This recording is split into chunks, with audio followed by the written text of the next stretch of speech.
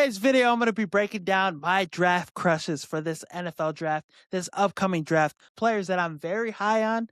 Some of these others might not be as high on, but I think they can make difference makers. Most of these guys aren't first round guys. But let's get into the offensive guys. I have 4 offensive guys, 1 defensive guy. Chris Bell, receiver from Louisville. AJ Brown prototype. 6'2", 220 pounds, 4.4 speed, yak monster. The acceleration at his size to catch a ball, catch a slant, and take it for 6. Last season at 11 games, had 900 yards receiving, 6 touchdowns, 83 yards per game.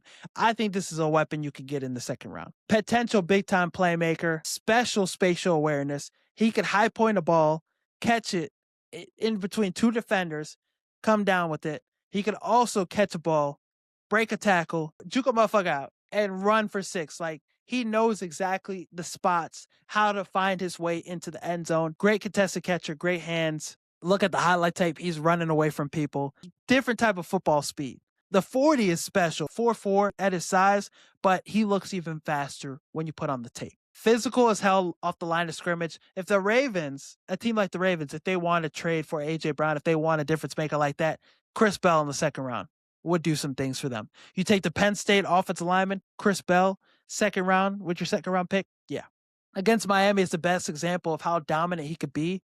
9 catches, 136 yards, 2 touchdowns. Damn near beat Miami by himself. He was whooping them corners.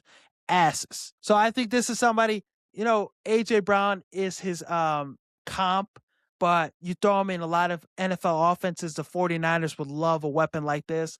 Really love that destination for him. The Seahawks, Chicago Bears, if you want a physical outside receiver to add into the mix, another playmaker, go get Chris Bell. This guy could do some things. Yards after the catch. If you want to create a more explosive offense, you start by, getting guys like this in the mix. Another guy that I think has high potential, Jadarian Price. Seattle Seahawks is a destination that immediately comes to mind, but behind Jeremiah Love, he was still a top back in this draft class. Jeremiah Love looks like Jeremiah Love's going to be Rookie of the Year. He's going to be exactly what we wanted Genty to be, but to think that the next best back in this draft class potentially, or the third best back in this draft class, is his teammate. 674 yards rushing, 11 touchdowns, productive as a pass catcher too.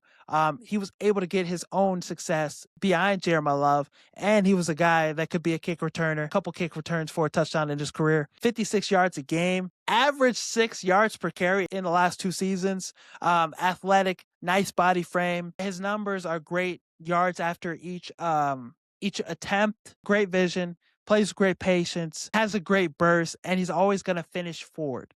That's important. So you throw him in Seattle, he could legit be the lead back with Charbonnet as he's returning, and getting back healthy from his injury. So this has the Seattle Seahawks all over him. Maybe they take him at pick 32 because they don't want him to fall, but I think this is that perfect mode for them to get that replacement. 4.49 40-yard dash, elite time for a back like this. So I think this could be a game changer in the right situation.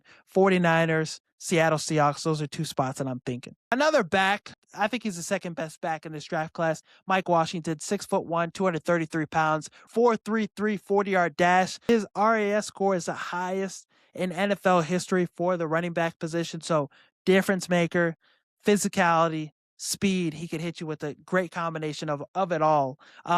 Great lower body strength, great contact balance, does not go down on the first sign of contact. Yards after contact, too, he's going to kill you. 6.4 yards per carry last season at Arkansas. I think he's a potential starter in the NFL.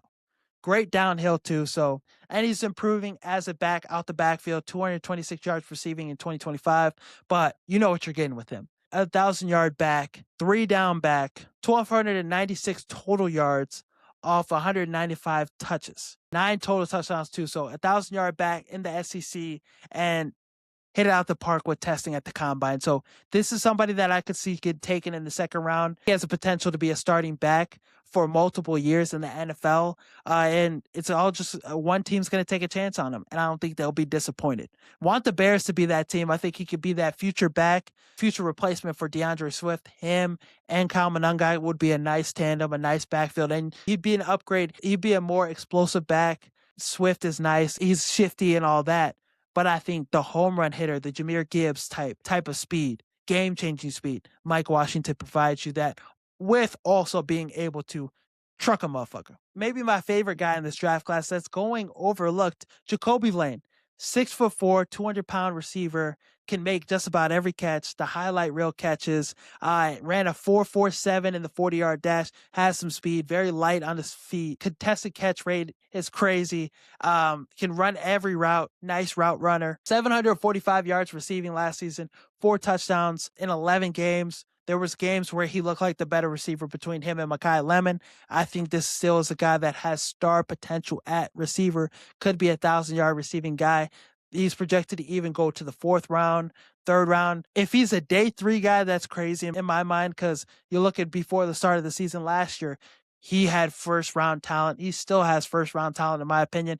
Great gauntlet performance, great combine performance in general. This guy can, like I said, could run every route in the route tree. Maeva was just throwing the ball up to him and he was catching it.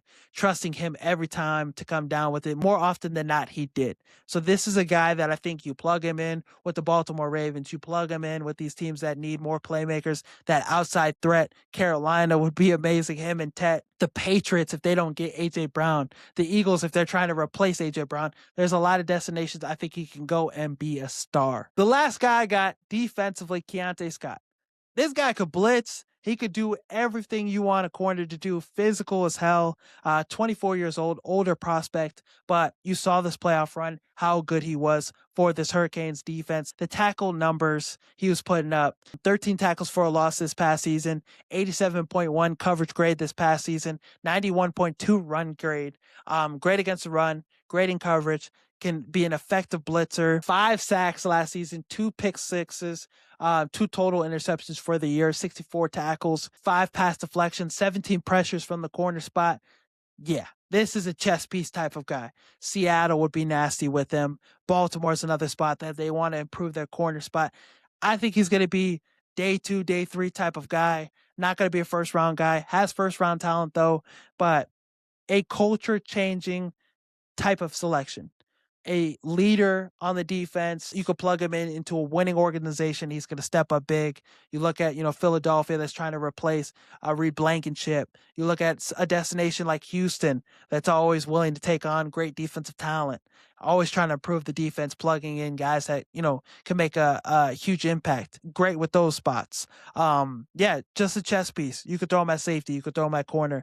All over the field, in the box, in nickel situations, be a linebacker and shit. He could do it all. The blitzing, all of that.